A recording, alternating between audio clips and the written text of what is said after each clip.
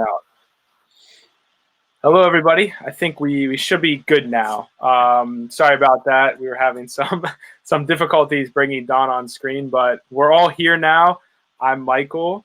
This is Dawn, obviously, our speaker. And then we have Jimmy, my co-founder and our head of events here at Entre.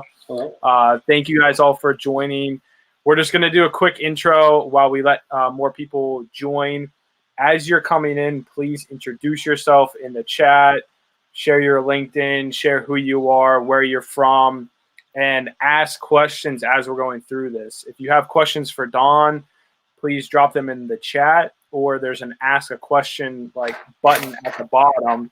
You can ask her. We're going to do a Q&A at the end, and we're going to make it very interactive. So as you come in, please introduce yourselves, ask questions, share your story and everything, and introduce yourselves. If you've never been to one of our events before, we used to do a lot of in-person events. Obviously, with what has happened, we wanted to continue doing that and bringing entrepreneurs together, bringing you amazing speakers like Dawn tonight, so you can learn more about different aspects of startup and the entrepreneur life. And Dawn has an amazing story. I mean, her background's crazy, and she's been an amazing entrepreneur over the last several years. She's launched a lot of really cool crowdfunding campaigns, which we're going to get into. She has one going on right now, which is really cool. And she's raised money from other investors as well. So we're going to get into a lot of this stuff, and so you guys can get advice on how to even run your own crowdfunding campaign and raise money from investors and whatnot. We'll give it a couple more minutes as we get more people in here. Jimmy, do you want to tell people about some of the other upcoming events that we have going on? Hi, everybody. I'm Jim Doolan-Bacchus. Dawn, thanks for joining us tonight. Really excited. I don't know if you can hear me, but we are hosting a series of events coming up. We have an event tomorrow with Talaya Waller. She's a DC. Yeah, she's from DC, and she's going to be, it's part of our founder series. It's going to be a great interview. Michael's going to be hosting that interview tomorrow. Thursday, we have a COVID-19 relief and opportunities and finance event this is part 3. We're going to give you an update on what's going on with the SBA loans and what's going on that side. Also, we're going to have Sarah, who's going to be speaking about mental health, which has become a big issue or a big concern right now.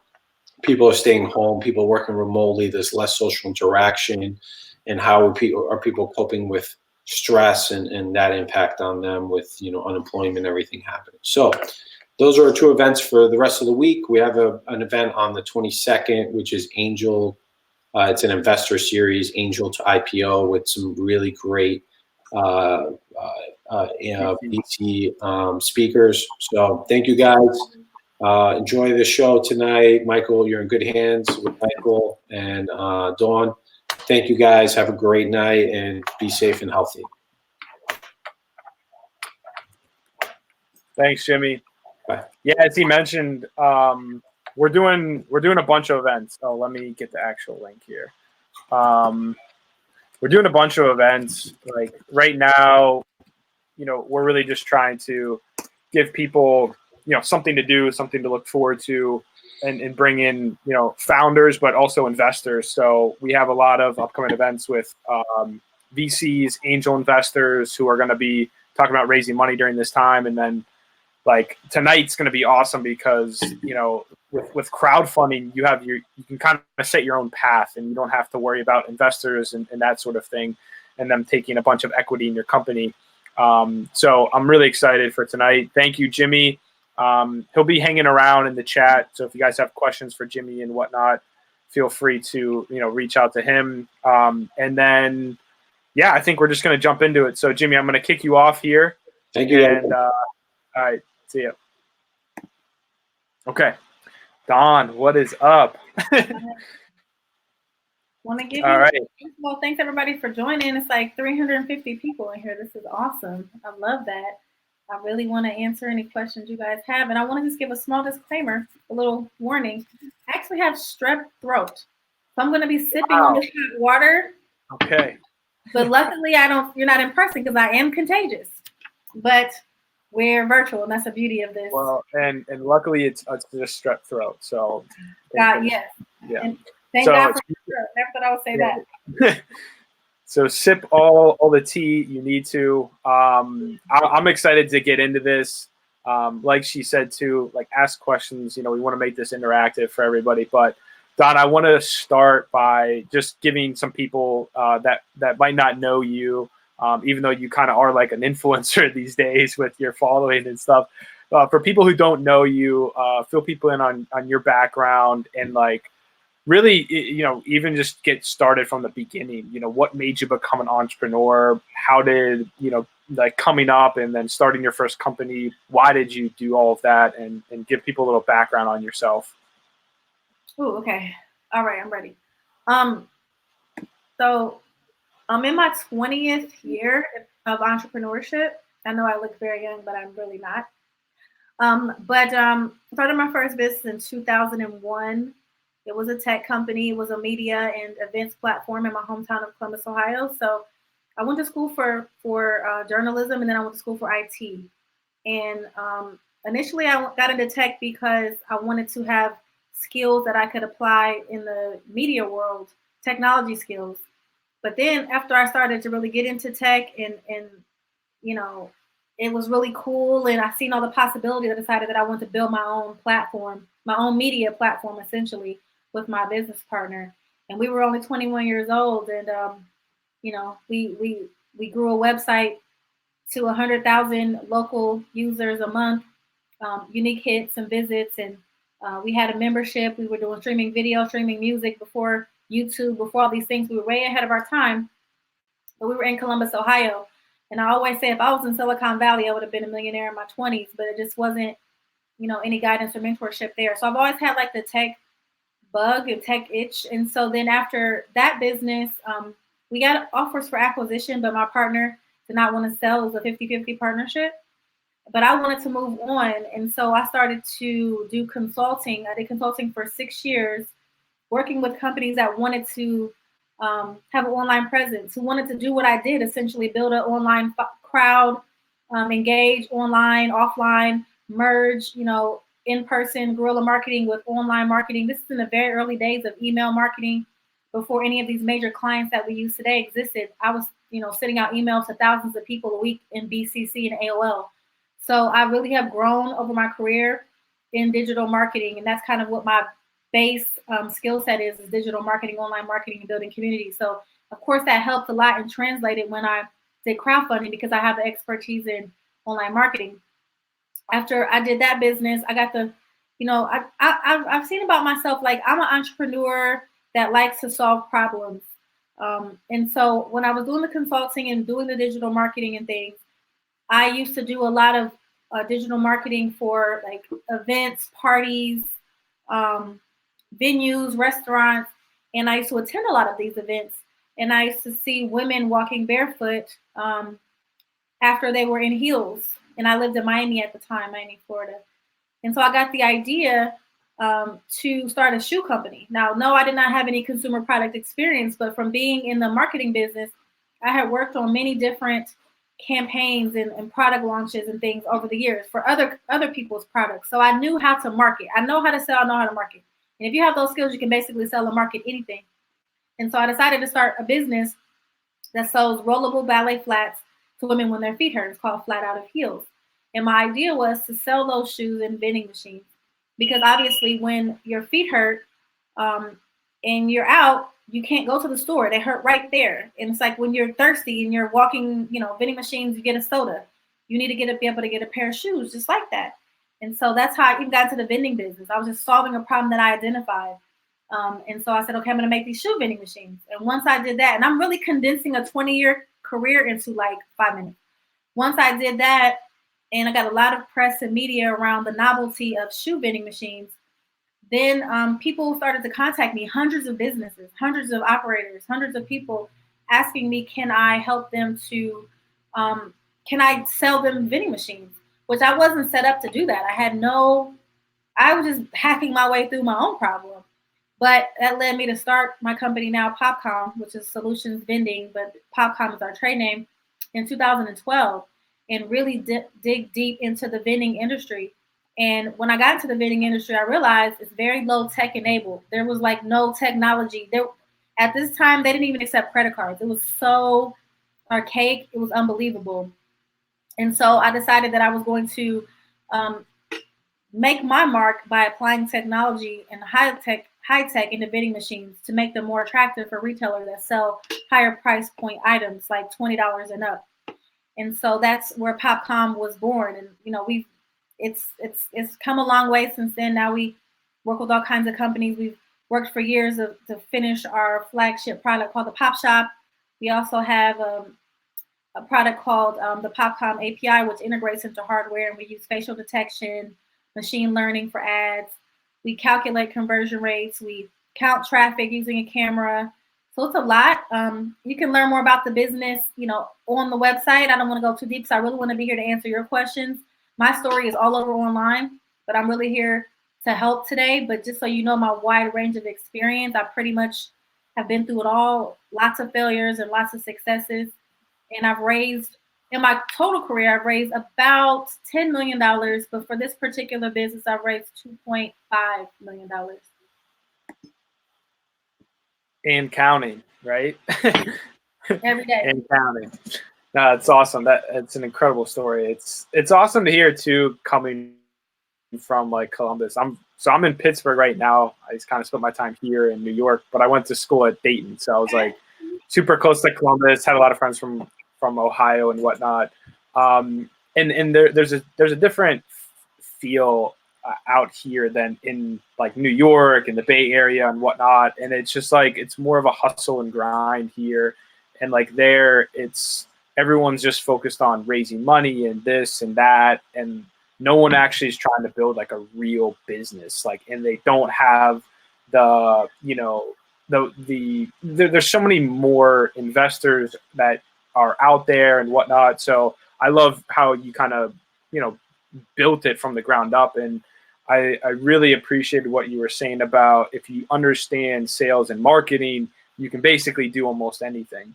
Yeah. And I want to get into that real quick too, before we start talking about PopCom and kind of the equity crowdfunding and raising money. And you mentioned this with your first company, I think it's Urban Star, right? Yeah.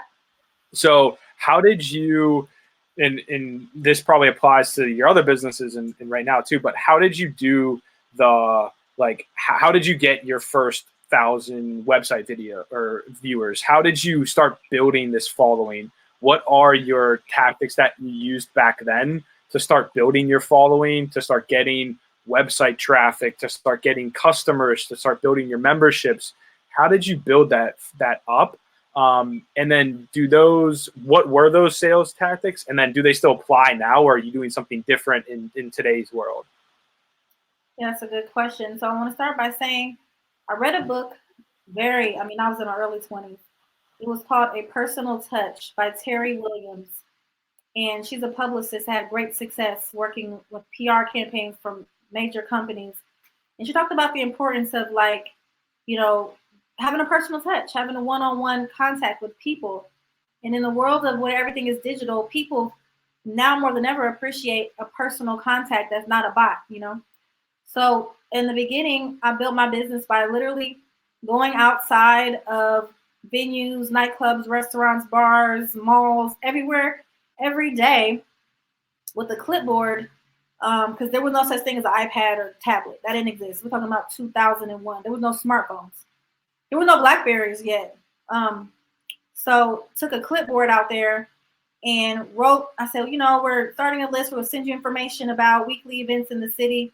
Can I have your email address? And we just wrote them down by hand. And then I would spend the evening inputting them. I know clipboard is hilarious. Inputting them manually into an Excel spreadsheet.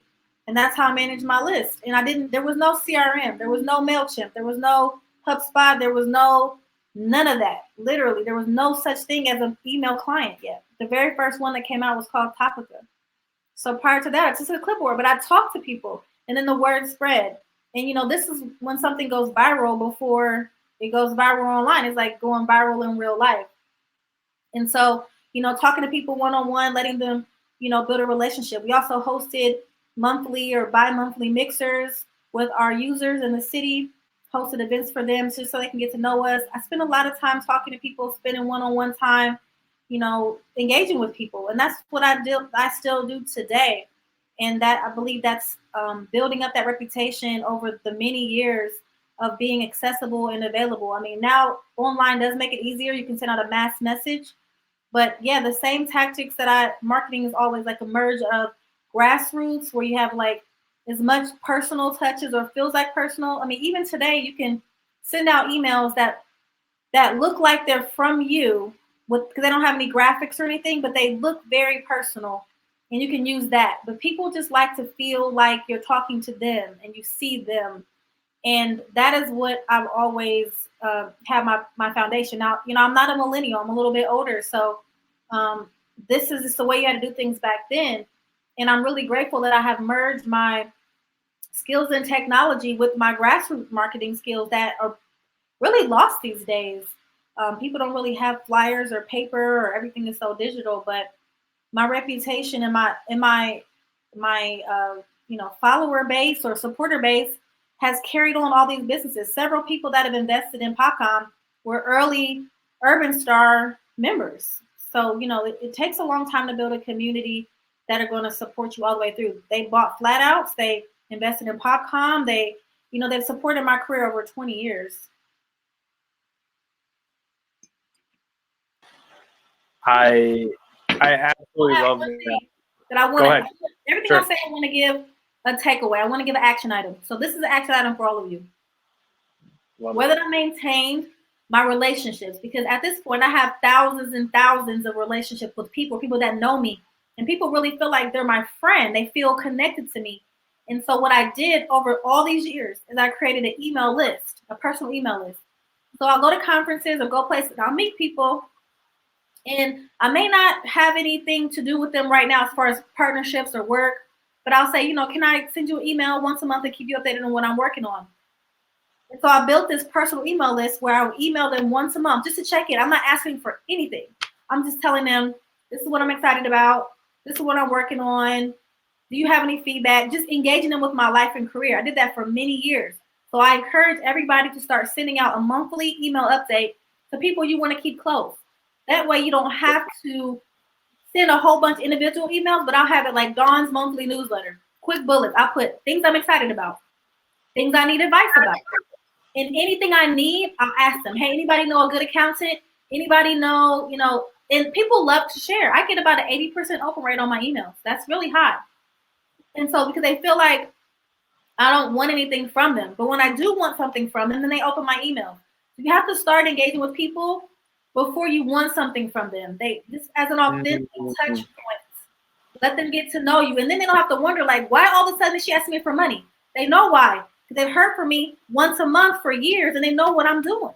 And so now they're happy to be involved. And that's action item right now. Create an email list, a personal email list to send to people with just updating them on what you have going on every month or even bi-monthly. I love that. It's huge especially for investors. I mean, we send out a monthly update email for Entre. It's actually a good idea to do a personal one. I haven't thought about that. Have an investor one and a personal.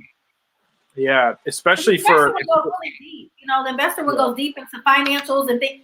The general one is like, hey, PopCom community, we're working on this. We're in this media.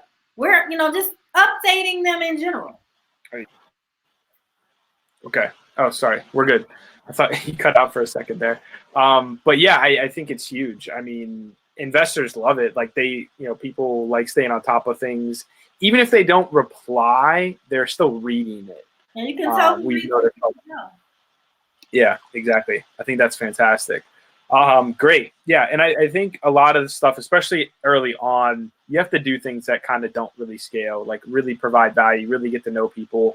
I mean, that's why we built our network out. Even though we're building a social network and an app, like that's our real business. We built it out through events because people know us. They've come to our events. They've interacted with us. They know who we are. We're not going to be like LinkedIn or Facebook or Twitter where no one knows anyone or no one's ever met anyone from these platforms before. It's more of a community feel to it. So I absolutely love that. Okay, we have a quick question here from Jasmine. I think it's we could actually just answer it real quick. It's kind of relevant. What's your favorite platform to start the bi-monthly email?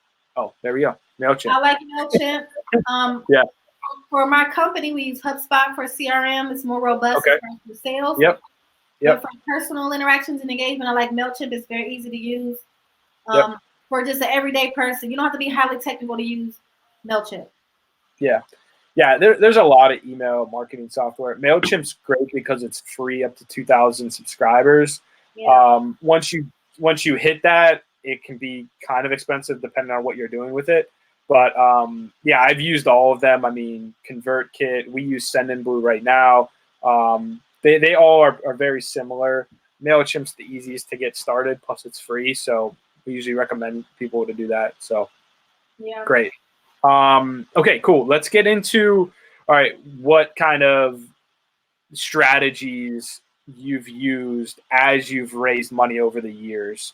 And maybe for like when you were starting out, what did you do? Like if you would tell yourself, things that now about raising money to yourself when you were starting out, what would you tell yourself, or what advice would you give an early stage founder on just raising money in general from investors? And then we'll get into more of like the crowdfunding stuff here after that. I say, sorry, have a understanding of how you value your company and value the shares you're selling. For example, in the very beginning, I raised my first money from friends and family for Urban Star. I raised $10,000, which in 2001, that's a lot of money. So I was able to do a lot, but I didn't know what I was doing. So I literally made a list and I said, okay, I need $100,000 to get this business started. Okay, give me $10,000, you get 10%. That didn't make any sense. And I see founders doing that all the time. They don't really understand valuation and how they don't have proper documentation. But also at the same time, back in those days, there weren't so many resources available online. I mean, you can go to Y Combinator website and get all kinds of, documents that you need today for free. These things did not exist back then. I was making it up as I went. But I just want you to have a really clear understanding of the value of your business and calculate that value. You don't have to get a formal valuation, but definitely understand your projections, understand how dilution works when you have to raise more money. Don't think about what you need just to get started. Think about what you need to grow and scale and operate for at least 3 years without revenue so that you cannot give up too much of your business in the beginning or, and understand the different types of shares. So luckily you don't have to really, you can find the docs you need online and just have an attorney look over them and review them. But I just didn't know anything about value or percentages. Literally, I got a partner. I'm like, you want to start a business with me? Okay, 50-50. That was not a good idea. And I see founders do that all the time. They get with their friends, they have a good idea. You want to join me? Okay, let's both get, we're going to split it up in 3 ways.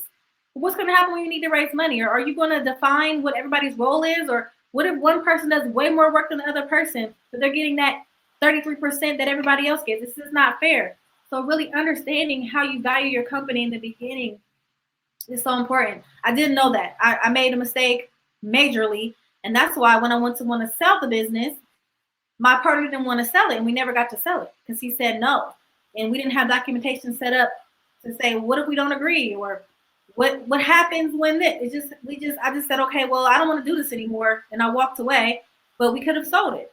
And I didn't want to fight him as my friend. A lot of people get in the middle of things like, well, this is my friend. I don't want to argue. That's why you got to have your paperwork in order. I mean, the number one thing is paperwork.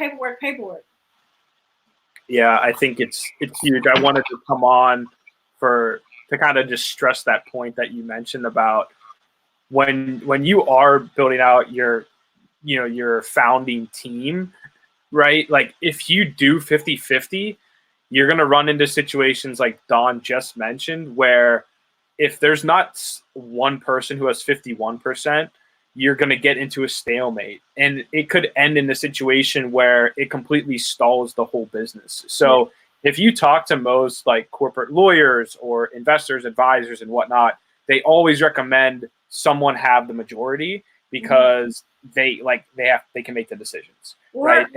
Or a board who can vote. But at the early stage, you don't have a board. I didn't have a board till after I was in business for 3 years. So the early stage, you have to figure it out with each other. 100%. And boards, yeah, I mean, people try to get boards, I think, too early in a lot of cases. And then that will slow you down as well, because you can't make critical decisions like that. You have to do a board meeting. You have to get everyone's schedules together, especially if you have, the state. It's so much.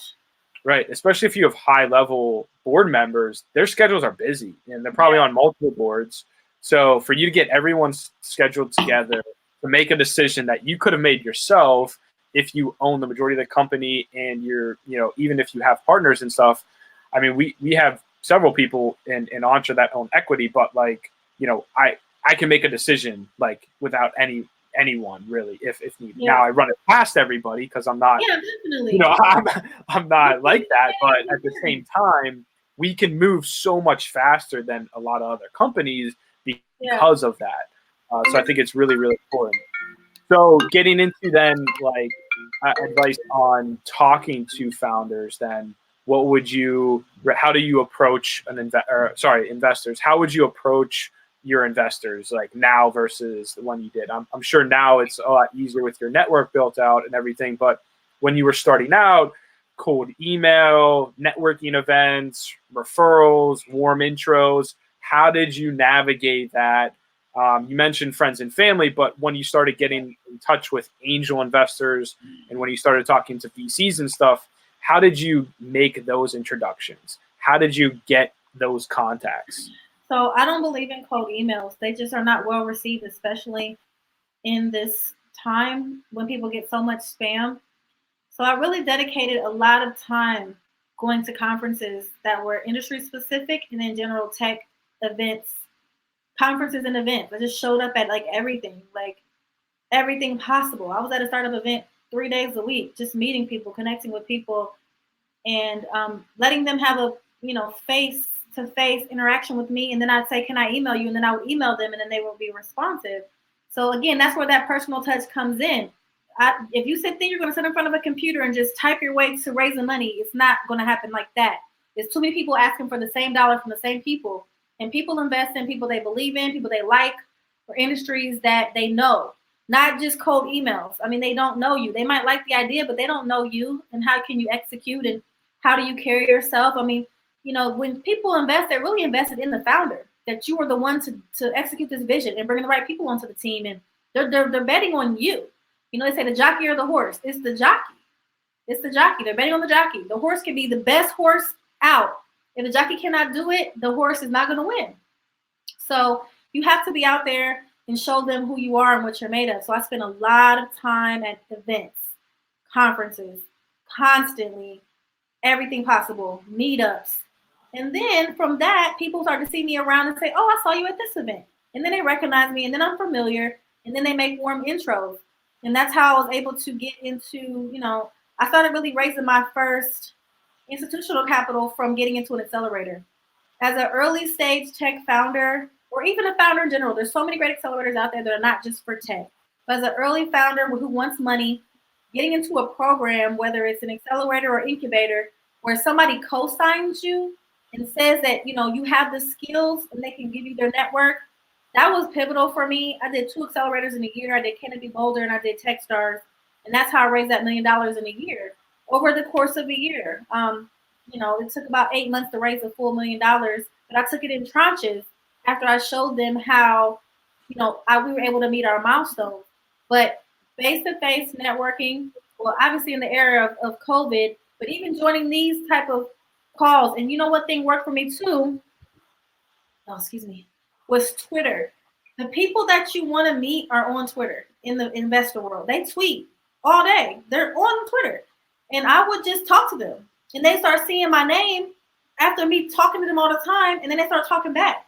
So if you can't see them in person, engage with them. Attend their sessions. Read their stuff. Comment on their Medium posts. Comment on their LinkedIn. Make your name in front of their face so much to who is this? What do they want? And that's how I got so much business and so much investors and community from just you see Dawn Dickson so much, you have to just be like, "Okay, Dawn, what do you do?" Because I'm seeing your face and your name constantly. Yeah. I absolutely love that. It's pretty wild. I didn't understand how many investors were on Twitter until literally last year. Oh yeah. I was blown away. I swear it's their, like, they spend more time on Twitter than looking at deals. I swear. Talk back. If you want to start just engaging with them now, most of them are not going to have their messages open and whatever, but they're going to start circulating. I mean, I've met, even just this year already, I've probably met with 5 VCs just from Twitter, like having a message with them and then that turning into a phone call and then a video call. Or I met one in New York, like in person before all this stuff happened. So like, it's pretty crazy. And I've never been able to do that on Instagram, LinkedIn, Facebook, any other platform. But the tech community and the VC community is on Twitter. And it is, like you mentioned, from all the interviews that we've done with VCs and angel investors, the common theme is like relationships. They want to really get to know you. And they're betting, especially early stage, they're betting on the founders. Like you said, they're betting on the jockey. They are not betting on the product or whatever, blah, blah, blah. Because they know that your business is probably going to have to pivot a little bit along the way. Yeah, some of the best companies come from pivots. So they want to know that these entrepreneurs are resilient, they're perseverant, and they're going to be able to get through the challenges of it. So it's key to just build these relationships. And that's why doing our events, like, I've met all of our investors, my partners, everyone who's involved with Entre through our events. Like, it's insane what can happen from events and from personal connections and how those transform, because you never know who the one person is that you can meet randomly that can literally open the whole door to your entire business and life. You know, it might not be that person, but they might introduce you to somebody else, or they might recommend you check something else out, and that leads you down this rabbit hole, and then who knows? So the possibilities are limitless when you go to events, and when you expand your network, the more people you know, the more chances and opportunities you have to meet more and more people and to get funding and from investors and whatnot for your business too. I think you're going to add something too, Don, to that. Yeah, you're good. Gotta keep topping on my hot water. I want to say, don't reach out to people and say on Twitter, hey, I have an idea for business. How can I talk to you about investing? Do not ask them about investing at all. Say stuff like, when they tweet, respond to their tweet and engage with them. Now this isn't everybody, but it's a lot of them. Usually VCs and these people are wealthy. They have an ego. They love themselves. You know, they like to hear about themselves. They like compliments. They like to hear they're right. They like to be challenged and engaged. Don't ask to invest. First, just start engaging. I read your article that you wrote. What do you think about this? Or reply to their tweet like, oh, I agree. Or what do you think about this? They want to talk. They think they know everything. So just gas them up more. And they'll keep talking to you because they love to stroke their ego. So it's like, I have so many like big time people that follow me in the VC world because I'll just talk to them and just say, oh, I saw what you said on that podcast. Or, you know, I'll just say something to them about something they already said. Or I was researching this company. What do you think about this? Or they want to talk. They want to hear themselves talk.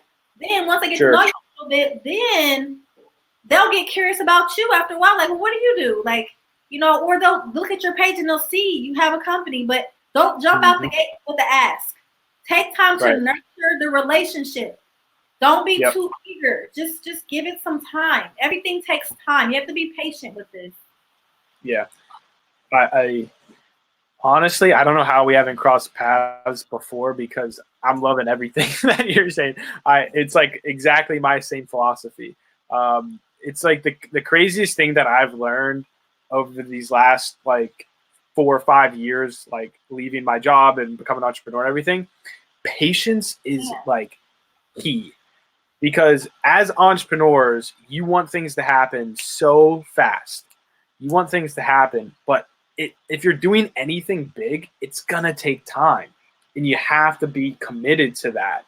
And I love it. And there's like an old like phrase that a lot of people use, like, if you ask for advice, you'll get money. If you ask for money, you'll get advice, right? So it's worked for me too. Like, I mean, if you are curious and you ask questions to these VCs, Twitter, LinkedIn, Medium, whatever, dropping comments here, there. I mean, I've gotten to connect with a lot of, not even just the VCs, but influencers too. I mean, we've had like David Meltzer, Evan Carmichael, like a lot of like really cool people speak at our events, or like I've been able to meet them through these other platforms, just reaching out and seeing if there's any value that I could add, or questions, or whatever that may be. And then they just start to get to know you. And even if they don't respond to you, they're checking out your profile. And they're locking that in their brain. And if you have a good branding and everything on your page, they're going to remember that. And as you grow, if you build a great product, if you keep putting your name out there, you are going to get known. It's going to take a very impressive LinkedIn page and very impressive branding on your social media. Have it look really good. So definitely your LinkedIn, get as many recommendations from people who work with you, keep everything up to date, mark down everything you do, put your articles in there, everything. Just keep LinkedIn the way you're on Facebook or Instagram, or what's that, Snapchat, and what's the new one everybody does? TikTok, LinkedIn. TikTok, yeah. LinkedIn is where you need to be if you want some money. Yeah, for sure. I mean, there's so many platforms. I mean, there's a lot. It depends on your brand, your company, and then figure out what platform's best for you to be on. But there's so many opportunities now.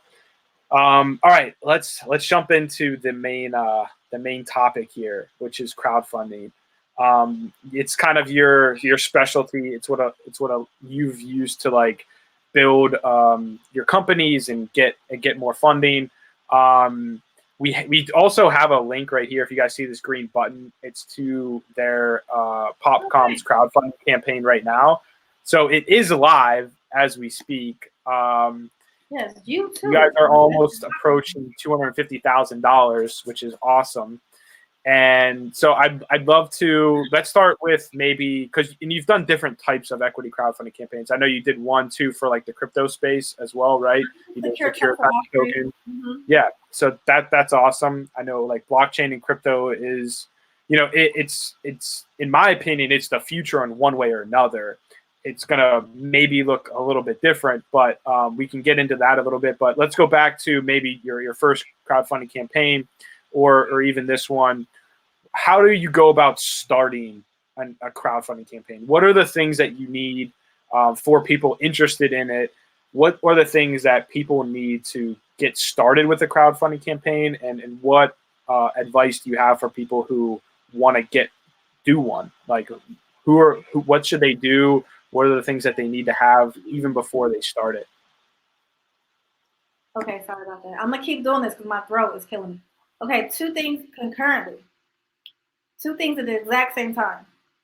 Build your email list that I talked to you about. Hopefully by then you already have this list and you've already sent them an email. You've already told them what you're doing, and they know you, and they, they're on this email list. If not, start building it, for updates to people, not your investors, because you may not have any yet, or not a lot, but just people that friends, peers. A lot of investors are on my email list that never invested in me, but I'm on their radar. So do that. At the same time, every step of the way of your business, from day one, create a due diligence data room. Always have a data room available and updated. If you don't know what that is, please Google it and look at what should be in a due diligence data room. That is every document, every contract, every bank statement, every P&L, balance sheet, everything you do, every employment agreement, intellectual property assignment agreement, all your business formation documents. I have one in Dropbox, Google Drive. I have like 4 different data rooms, like literally on different platforms, to keep all this stuff backed up, because they're going to do extensive due diligence on you. Anybody cannot just crowdfund. They do extensive due diligence, because keep in mind, you're raising money from the public. There is an idea, and I say idea because I don't think it's particularly true, but it is in some cases. But there's an idea that if you're not accredited, meaning you don't have $1 million net worth, or you don't make $200,000 as a year, $400,000, $300,000 as a couple, you're not really sophisticated financially, and you can't make educated decisions about investing. This is what the SEC assumes about non-accredited investors, and so they have to protect people from predatory companies who try to raise money on lies, or, because people can be gullible. Some people, and you see them online, they have a lot of following online and they ain't about nothing. They're an influencer. They don't got nothing going on, but a lot of people follow them in their BS. So when you're taking somebody's money, they have to make sure that everything you say out your mouth is true. And so if you have your due diligence data room ready, that's the first thing they're going to want to see. You apply, you do your, you vet the platforms. There's platforms, I use Start Engine, but there's WeFunder, there's Seed Invest, there's Republic. There's multiple equity crowdfunding platforms that you can use. So pick the one that's right for you. I picked Start Engine last time, and I'm doing another round soon. And I'm picking them again because I have a great relationship with the team and I just like working with them. But pick the platform that aligns best with you. But you have to do that. You have to apply. It costs money to apply. Also, you have to have your financials. So even now, even when one day you're going to fundraise, have all of your financials in GAAP format. That's General Accepted Accounting Principles, GAAP, GAAP format. If you don't have them in GAAP format, they're going to make you redo them all. I spent thousands of dollars reformatting my financials, at least $30,000, reformatting years of financials to be GAAP compliant. It was a horrible experience. So in the beginning, if you're going to raise money, have your financials in GAAP format. You have to have a financial review. So if you do a Reg CF, which is up to $1,070,000 a year campaign, they're about to raise it to $5 million coming up soon, but right now it's $1,070,000. You have to have a financial review by an independent CPA. If you do a Reg A plus, you have to have an audit. An audit is hell. But if you have all of your materials together, it's a little bit better. But a financial review has to be done by an independent agency, and it's not cheap. So, I want to help you be optimistic, but I also want to be realistic that if you go take money from the public, you have to have your stuff together. It's not a game. You're selling securities, and the SEC does not take that lightly in any way. So you have to make sure that the valuation that you give your company can be supported. You have all of your documents together, and they're going to ask for that, and they're going to send you through an extensive process for approval. My first crowdfunding campaign took me 6 months to get approved. In the meantime of waiting to get approved, we ran out of money all the way. The reason I did a crowdfunding campaign was because I had already raised $1 million VC. We ran out of money. We're running out of money. We're towards the last 3 months of the runway, and my investors weren't going to follow on. They were like, well, you didn't reach your milestones. We had to pivot. We're not going to invest. And so I'm like, I'm going to do an ICO, which is initial coin offering. This is back in 2017 when ICO were booming. But then right when I was going to do it, the SEC said it was illegal to do an ICO in the United States. And I already had institutional investors on my cap table, and they weren't going to agree with it. And so that's why I did a secure token offering under the Jobs Act, under Reg CF. But, the token came from just the desire to allow people to be able to get liquidity by trading their tokens on a secondary ATS exchange, which, by the way, a year later, SEC has not even approved that yet. So just be aware of the laws are constantly changing, and stay on top of the laws and the regulation at all times. But I would say, like you said, the first two things, I went a little long-winded, but build your email list and get all of your documents organized. That's great. Yeah, we're actually looking into it right now for us, also, because I think for a lot of businesses, it's actually a fantastic way to get your user base as like part of your investors, and really give them ownership into what you're building. I think even if you're not doing a crowdfunding campaign, I think it's just important for people to. I don't think necessarily, unless you're raising money and whatnot, having like years down the line financial projections, like super 3 years is enough. Yeah, exactly.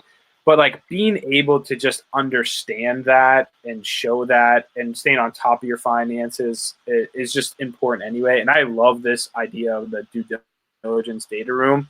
Like we have like a folder.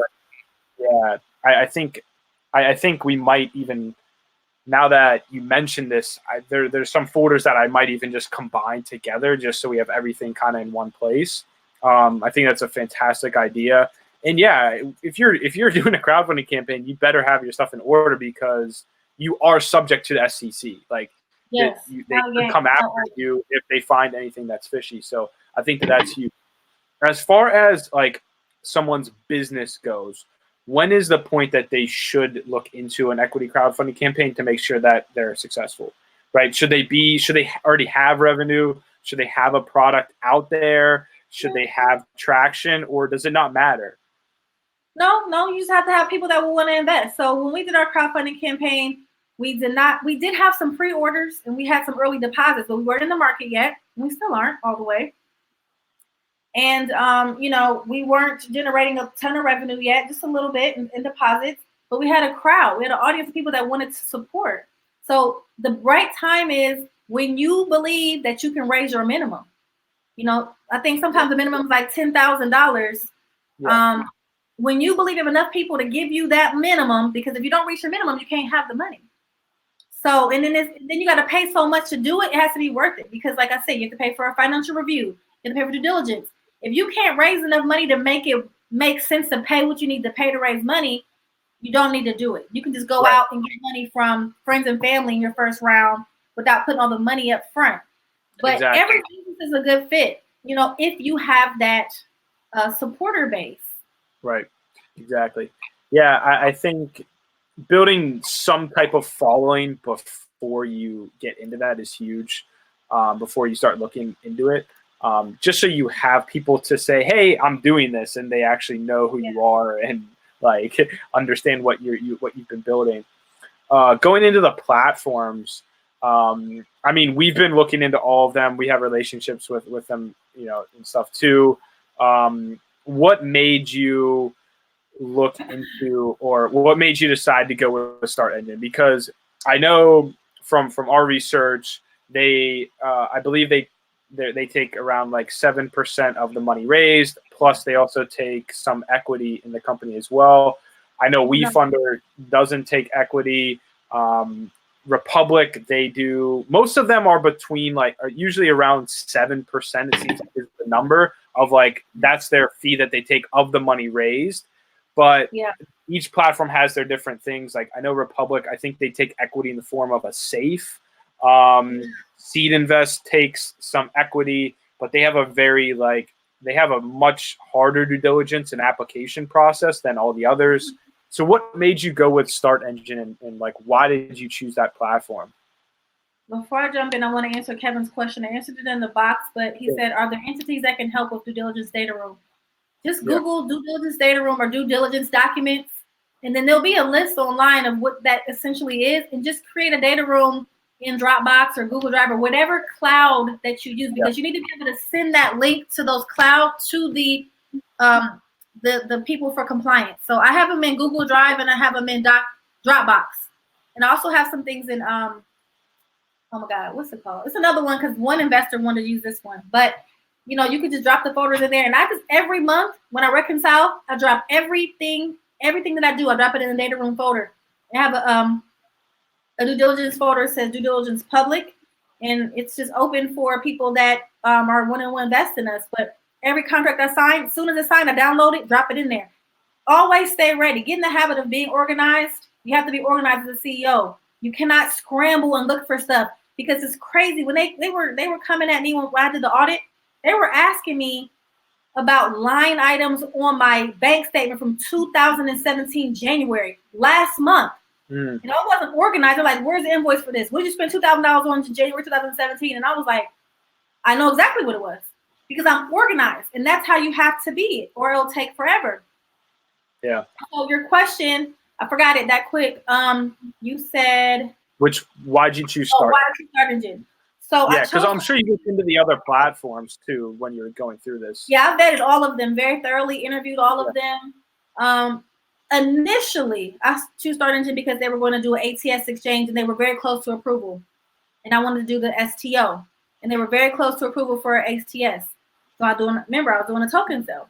But then we raised it, and then they didn't get approved because the SEC is not approving secondary exchanges. They do not want us privately trading between each other shares. Right. What happened in 2017 when we were all on on Coinbase and all those things, trading tokens. They don't want that. They do not like that. They shut that down. Yeah. I had all the accounts, Poloniex, and I'm trading on everything. They don't want that. So they're not going to make it easy anytime soon. So I already had a good relationship with them. As of today, we have like the number 8 highest campaign on the platform history. So the team is very hands-on. I mean, they're a startup also. They're a new business. And so I have a great relationship with the CEO, want to hire up teams. But also, I guard my equity like gold. I do not give it out. I don't share it, unless it's with my team. So I like that I can either give them equity or pay $10,000. I would rather pay $10,000. I did not give them equity. They do not have equity in my business because last April, I closed around at an $8 million valuation. Right now, today, my company worth $25 million.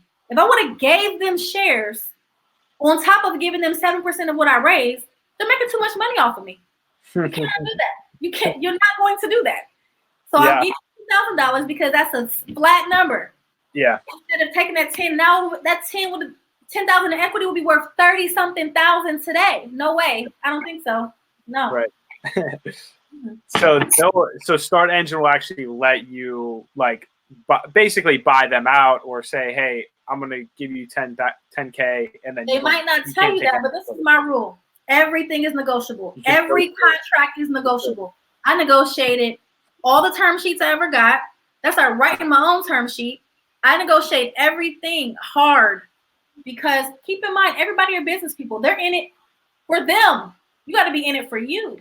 And it's no hard feelings. It's business. So they did try it.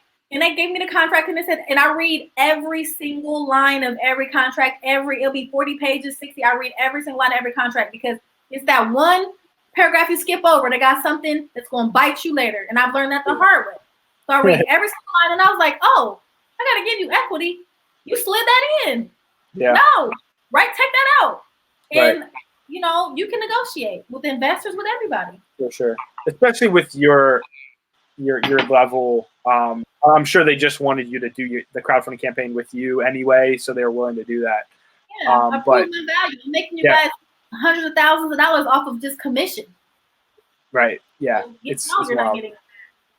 Yeah, it's funny. There's one of the other founders we interviewed, Mike Viscuso. He recently sold his company Carbon Black to VMware for over $2 billion. Oh wow! And when we started the interview, he was like, look, there are no rules in entrepreneurship and in business and startups. Like whatever I say, it's my advice, but it might be different for you and your business and your journey and whatever. 100%. So I love with the negotiation, they're just going to present what they normally do. Right. But there's always, and that same thing with crowdfunding campaigns, that same thing with investors. Mm-hmm. There's always things that you can do. There's always things that you can bring to the table, different ways to negotiate things as well. Don he knows me. He knows I turn up. He knows that I turn up. So yeah, I love it. No, it's great. It's great energy. I mean, you can see that you're very passionate about this stuff. I'm serious about my equity. I don't give it away. I'm serious about it. Founders are too willing to give up equity early. Just chill. Just chill out. If you know what it's worth, fight for it. It's yours. You can't get it. It's that, and then just make sure it's vested too. If make sure your shares. I mean, even every single person, myself included, even though I'm the only board member and technically I control the shares, but even my shares are vested, right? Yeah. My partner, our investors, everything. Make sure that they're vested, because if they do decide to leave the company, you don't have to give them the rest. You just have to give them up to that point. And most of the time there's a cliff on it. So no one gets any equity for a year unless they keep working at the company. So make sure you have those things in place too. I think it's big for people early on. This is great. I'm loving this. So let's get into then, as you're getting the crowdfunding campaign set up, what and it's getting started, what are you doing? You have to make a good video for the page. I saw you have your video there introducing the company. What are the things that you should put on your page? What are the, should you be reaching out to PR companies? How are you marketing it? Are you running your own social media ads for the crowdfunding campaign? What are the different strategies that you're using to just build up the buzz and just get people onto the page? So right away, when we knew we were about to file, which, like I said, it took like 6 months to get approved, we started coming up with collateral, flyers. If you look at my Instagram and our Instagram, every milestone we post about it. So we'll post like every $5,000. Once we reach 250 is every $10,000. We post a flyer to celebrate that milestone, keep people engaged on social media. So we got flyers from literally $5,000 to $5 million in our folder, waiting. Just whenever we hit a number, it's waiting. Quotes, things you can put on social media about the product really quick. People love videos, so little short 10-second, no more than 15-second clips, because people don't have a lot of attention. You can put on social media. Start working on that while you are in your review and getting things ready. Have your marketing person doing that so that you can be ready to press go. And our strategy worked really well for us. I wrote a Medium article about it on my Medium. I'm gonna type it, because I wrote a really comprehensive article about the process and what I did. So for the first go round, I did hire a digital media management company for the social media, specifically for Facebook. I am a marketing expert. I would consider myself to be that, but I also am the CEO and I have to focus on the whole company, not just marketing. So I outsourced that and then I had a team member manage it. But now we really learned how to, manage ads internally. So now we're bringing it in-house for this campaign. But we spent $25,000 on Facebook ads, and that brought in about $300,000 of investors from our pixel. We knew that those clicks came from Facebook, and it was $300,000 for $25,000. So that definitely was a good conversion for us. The video was very short and simple, 10, 12 seconds, and people really got them to click on the page, and it converted really well. We did like audience campaigns, and then we just used the different audiences to create more audiences, and then their followers and their followers. So it did really well. Also starting to get those videos ready. Like the videos you see that are on my YouTube page now, I shot those videos in October. And now it's, April, and I just put them out. Give us time to edit it, give us time, because we knew we were doing it, we just didn't know when. So my motto was all the time, stay ready, so you don't have to get ready.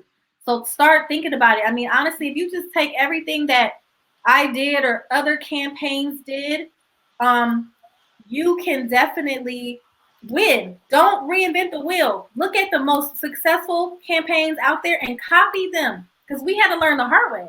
We had to make all the mistakes.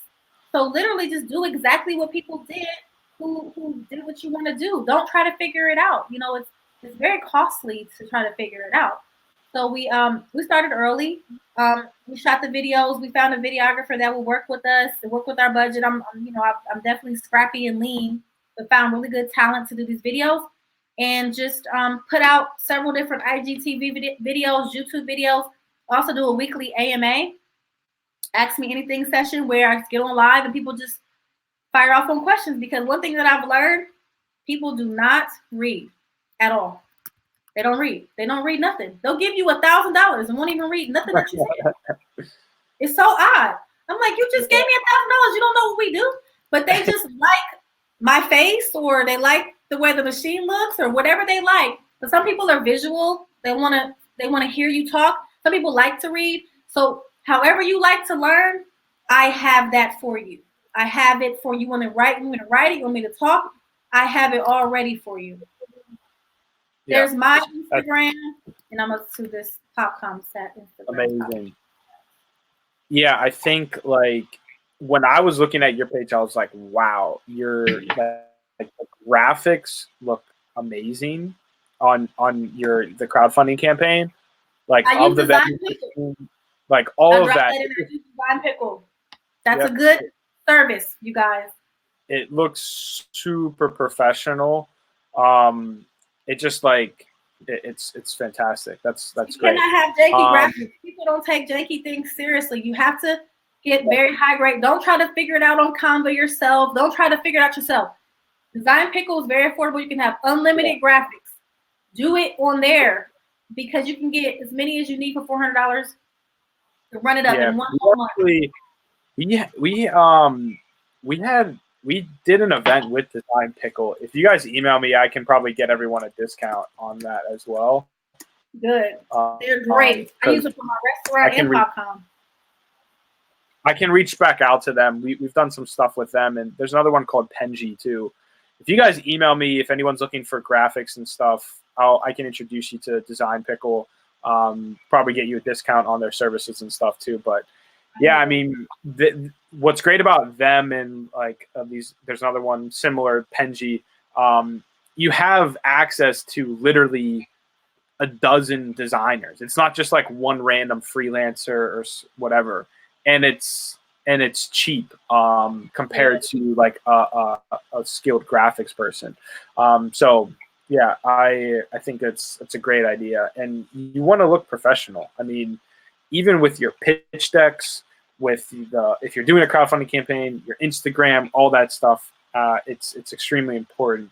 We designed our own page as well. We did not use the template. Yeah, we designed our own page because we did not want to look like a template. It's like how you're presented is so important. People are judging you immediately off of how your materials look. For sure, especially something like that. I mean, literally, people are probably buying and investing just because of how the page looks and like no, they are. I like tell you that for sure. It's crazy. So I love that advice. We're gonna get. I encourage you guys to check out my page when you get a chance on the bottom. At least look at it, how the layout. Yeah. I'm not pushing you for investment. If you do, sure. You do. You don't know.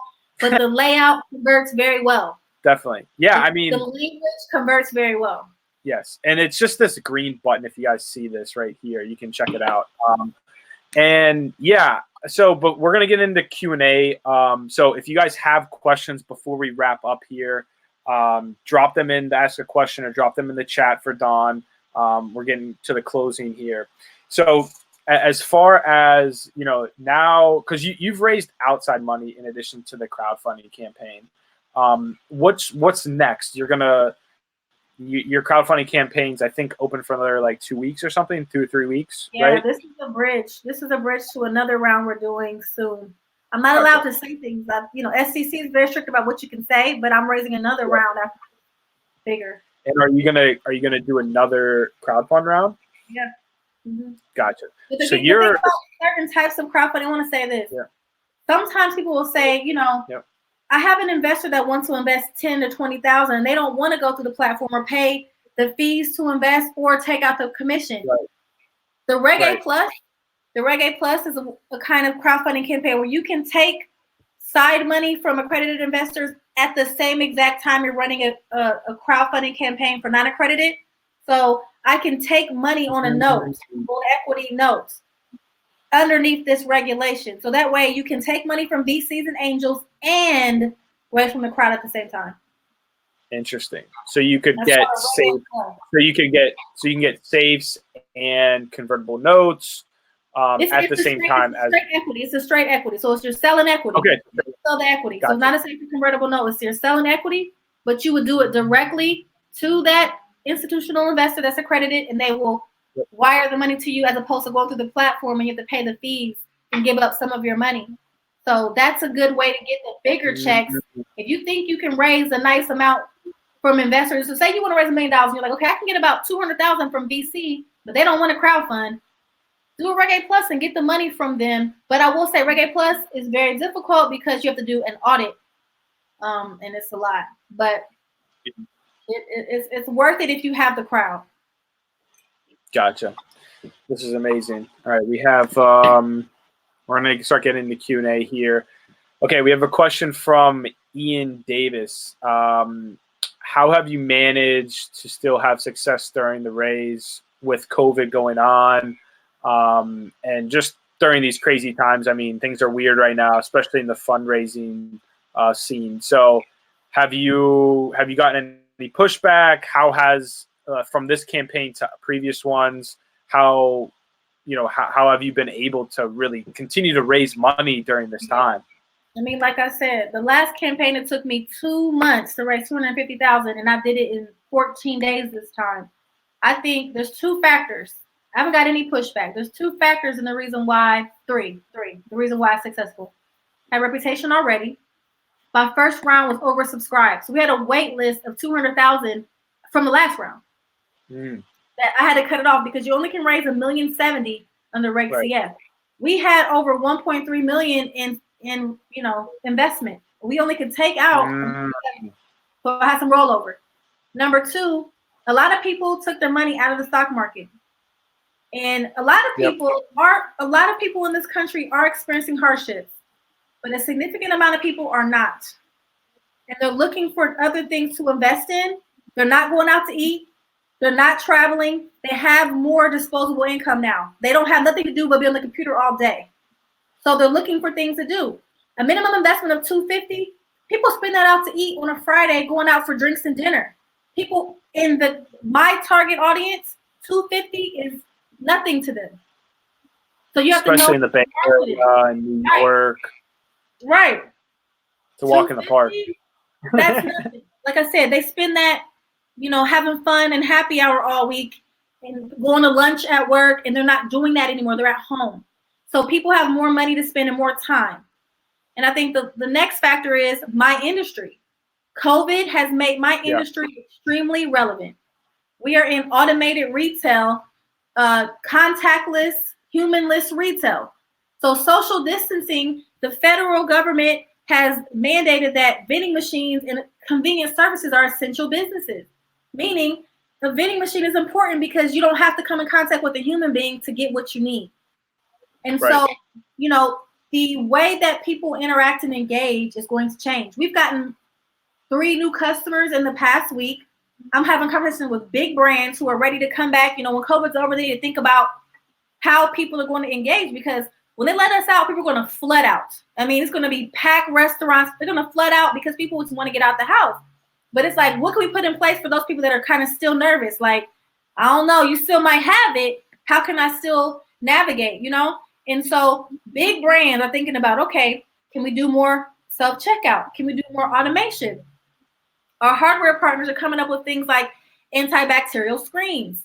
They're coming up with mounted hand sanitizers for the side of the vending machine. They're coming up with all these new things to accommodate the new way of life after COVID, And so it's going to be, we are one of those businesses that will make it out on the other side because we are just right aligned with, not being with social distancing. So people see the vision, they understand it. And I mean, I'm gonna be honest with you. This year has been the best year for my business. Since the lockdown, we've got more customers as far as like big brands and like big deals come across than we have before. Sure. Everybody's strategizing for what's going to happen in 6 months. For sure. I think there's what we're seeing right now. What's pretty weird is there's some companies that are literally going to explode, and we're already seeing it. Like Instacart and Zoom and whatever else. They're like Slack, like they're literally exploding. And I think your business too is right in line with that, because especially in these bigger cities like New York, every time I go there, like I'm always seeing new technology that's coming up. And like I'm starting to see a lot of vending machines everywhere already in certain subway stations all over the place. And the same thing with airports. If you go down airports in now, like, I mean, obviously like not right now, but like if you've paid attention like over airports in the last year, there's vending machines everywhere for like everything. So LaGuardia is doing, exactly, it's perfect. And it makes a lot of sense. And I think this whole what's happening right now is making people really think about just how businesses work and which ones are actually essential going forward if something like this happens again or whatever else. And I actually made a list, like I have it right over here. I just made a list of like all the industries and businesses that will always be needed. And it just like made me think about like what we actually need on a daily life and everything and what's important, just for like the future. And we think about it a lot for what we're doing, and why we're really pushing to get our app out right now is because it's perfect timing.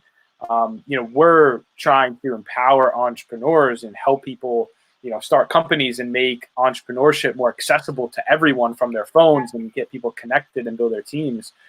So I love it, and I think you're right on track with it. And I mean, I definitely think everyone should check out your campaign. And if you have an extra 250, it's probably a good move to throw it in.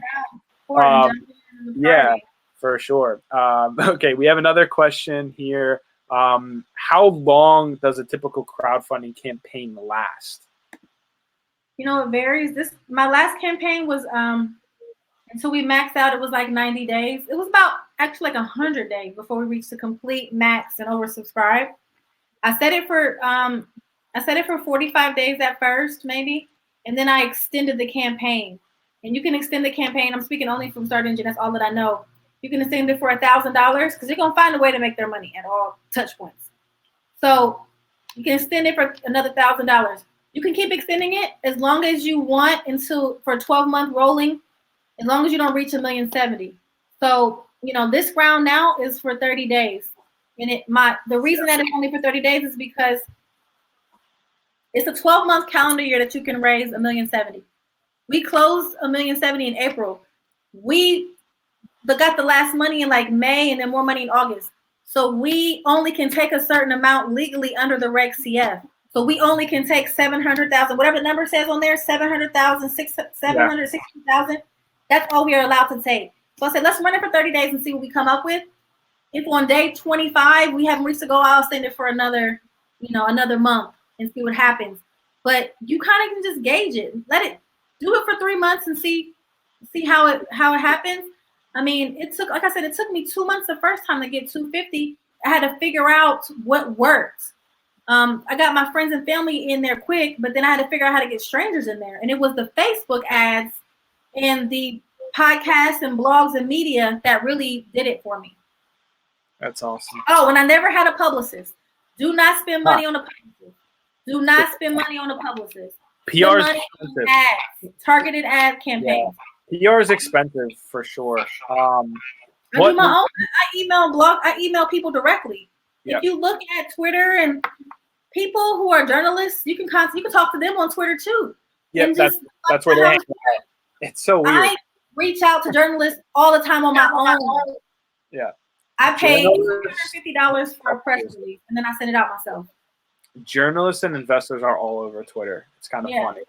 Are you able to take out money your campaign at a certain point in time?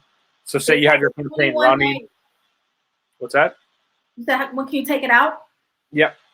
You can take it out after 21 days of being live, or I'm telling you right now, it's just in front of me. You can take on this platform specifically. On Start Engine, okay. On Start Engine, in order to disperse funds, your offering must be accepted investments for 21 days and reach 120% of your minimum funding in received investments. So we passed that in the first week. Gotcha. You couldn't take the money for That's great. Days. That's good to know. Then last point. Great. They hold like 10% of your money in escrow for like 4 months after close. It's so many tricks in it. Because if people do chargebacks, because people use credit cards a lot. And if they do a chargeback, you have to have that there to cover it. So I couldn't get the rest of my money. I didn't get the rest of my money until August or September from my April close. Wow. That's interesting. Yeah, if anyone's interested in doing, I mean, we have relationships with like Howard Marks actually reached out to us from Start Engine. Mm-hmm. I forget their CMO too, Corinne or something. I forget her name, but we can get, if anyone's interested in doing a campaign with Start Engine or WeFunder, we can give you guys we can connect you with them and get you guys a discount on running the campaign and stuff. On our YouTube, I do a really comprehensive talk about Start Engine and all the processes. On the YouTube, I just put in the chat. And you can look on that page, and it's like I did a keynote at the Founder Summit, but I really walk you through everything about Start Engine. It's good to know. Okay, I think if anyone has any final questions, now's the time. I have one last question for you about just like general education, learning. What do you use to keep up to date with things? Are you a book person, podcast? Can you recommend any tools for people to learn business, entrepreneurship, startups, raising money, whatever you use to learn over the years? I mean, I was in accelerator programs. A really, really good book called Venture Deals, which was very helpful to understand how all this money works. I read The Hard Thing About Hard Things by Ben Horowitz. That was a really good book. I read The Lean Startup. I read a lot of the basic startup books, but I'm gonna tell you how I keep up to date because I don't really have time for podcasts and things. Yes, see, that's a good book. I put everything on Google Alerts. Google Alerts is free. And so every day I get, when I was raising money, I would put like angel investor in Google Alert. I would put accelerator. I would put pitch competition. Because I won about $300,000 in pitch competitions. Like I won. And I put pitch competitions in Google Alerts. So every single time something comes across Google, I get it. I put my name on Google Alerts, of course, and anybody else I want to keep up with. So every day I get a whole email about every keyword I put in Google Alerts, and I stay up to date like that.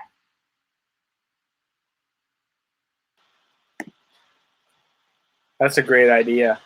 I never thought about doing pitch competitions in Google Alerts. Yeah, or like funding rounds. Like, yeah. I check out. I'm always on top of Crunchbase. I think it's great. F6S is a great one too. Yep, F6S, Crunchbase. I use just to like keep up with like who's raising money, especially right now. It's really important to know what VC firms have recently raised a fund. If you guys don't know, most VC firms are 10 years. So a lot of them are in their back half of that 10 years, and they probably don't have a lot of cash left. Yeah. And most of the cash that they have is going to follow on of their previous investments. Yeah. So if you're an early stage company, these VC firms, like if they're in their later stages of their fund, they're not investing at all right now. So you want to find the funds who are brand new, who just raised a fresh 100 million, 200 million, who are ready to write checks. Those are the investors that you guys want to start getting in touch with. And yeah, I think accelerator programs are fantastic. I mean, we're actually talking to some now as well. And we had Brian Freeman on last night. He says he knows you and met you. Yeah, we were in Techstars together. Yeah, that's what he said from Heartbeat. Yeah. So it was so funny because Jimmy was talking about the events we had coming up, and he's like, "Oh, I was in Techstars with Don and whatnot." Yeah, he's awesome. Yeah, we were actually trying to bring him on tonight to come on real quick so you guys could talk. I thought there's a lot of money. He's done his thing for sure. Brian he knows how to pivot. He that's the thing, you got to be very flexible and agile. Even now it's like COVID came. Okay, boom. Now we're kind of changing our message. You have to be ready to move with the world and the market. And Brian is really good at that. Heartbeat was a dating app. Now it's not at all a dating app. Yeah, it's not at all. We really enjoyed. He did a great job last night. It was fantastic. Yeah, and I think to your point, pivoting, it's so critical right now. You have to be able to adapt in these times. I mean, within a week, we moved all of our events to virtual, and like we were trying to figure out, everything. But you have to move quick, and you got to adapt during these times. If nobody has any more questions, Dawn, thank you so much. It was an absolute pleasure. I really enjoyed this. She's dropped a bunch of links in there for you guys. Definitely connect with her. I'm going to drop my LinkedIn in here as well for you guys to connect. And then if you guys want to, yeah, exactly. Drop all the links in. There's the green button here goes right to a crowdfunding campaign. If you guys have questions, about this or whatever, feel free to reach out to me. This event, if you guys come back to this page, you can watch the replay of this event as well. And then we'll be posting it out on YouTube and social media and stuff too. But yeah, Don, thank you so much. This was awesome. We'll definitely stay in touch. I'm looking forward to. We're trying to do some stuff in Columbus soon, so like we definitely want to. We'll keep you posted when we start doing when we get back to in-person events, and then when we start doing stuff in Columbus, maybe we can get together. You can have it in our office. We have a great office. If it's warm outside, you can host it at our office. We have a really cool office. Fantastic. So. Yeah, and if you're ever in Pittsburgh, or in New York, let me know. Thank you all for joining. If you guys want to check out our upcoming events or sign up for our app that we're rolling out to connect with other entrepreneurs, just go to joinentre.com. If there's anything that we can help you with as a business or as you're starting out, feel free to reach out to us. We're doing free calls with people. We're just trying to help people, point them in the right direction, be a resource for them. And we have a bunch of events going on, so tune in. Like Don said, events are a great way to meet people. Even though our events right now are virtual, you're still able to meet new people and whatnot. And it's a great way to engage and meet amazing speakers and founders, CEOs like Don. So thank you all for tuning in. Until next time, take care, stay safe. Thank you, Don. You absolutely crushed it tonight. Thanks so much. See you, everybody. Bye. Take care. Talk to you soon.